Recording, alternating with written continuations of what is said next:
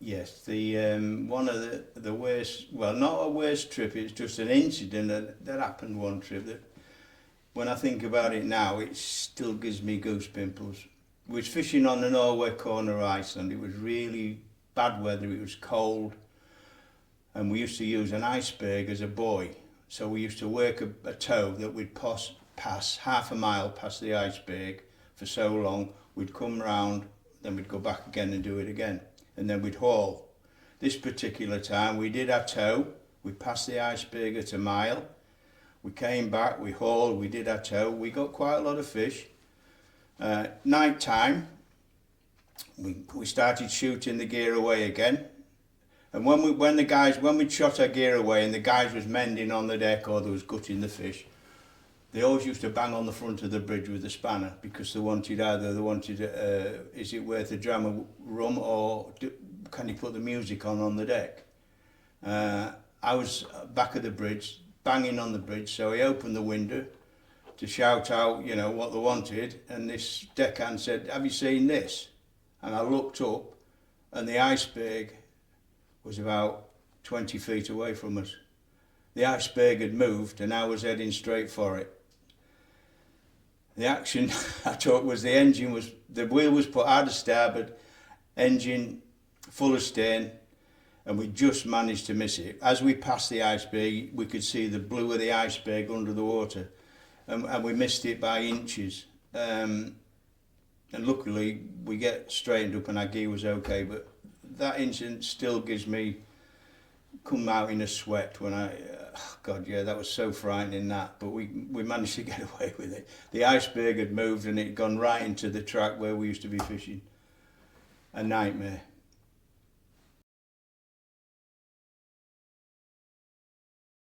It's yes, we just have to get on because no way can we stop and say, gosh, that's it, we're going home, because we had to catch a trip. So it was a case, I mean, it was still in my mind, but it was a case of get on with the job and catch the fish again.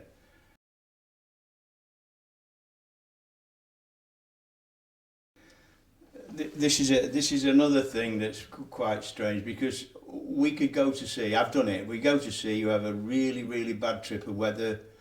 You don't catch much fish. You come in the dock. Your first words, that's it. I've had enough. I'm not going back again.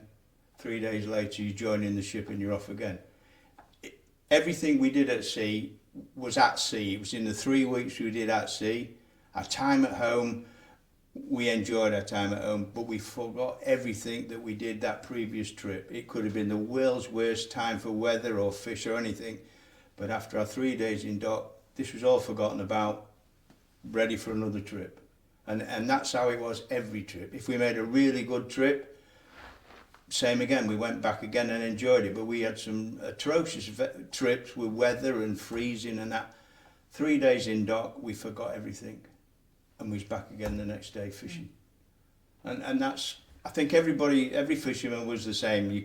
You'd have your crew that say to you, God, that's it, I'm not coming back next trip after this trip. And lo and behold, when we sailed, there they was on the deck, ready to sail again.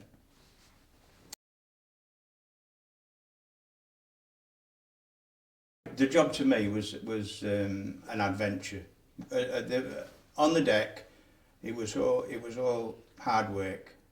When he got to the bridge, it was an adventure because you kind of you're the hunter. You're looking for fish, and when you go to somewhere and you're on your own and you put your net in the water and you come up with a big haul of fish, God, it's such a feeling when you see the bag of fish come up, and it's exciting. It was dangerous, it was exciting, it just kind of, a lot of adrenaline in your blood, and I loved it.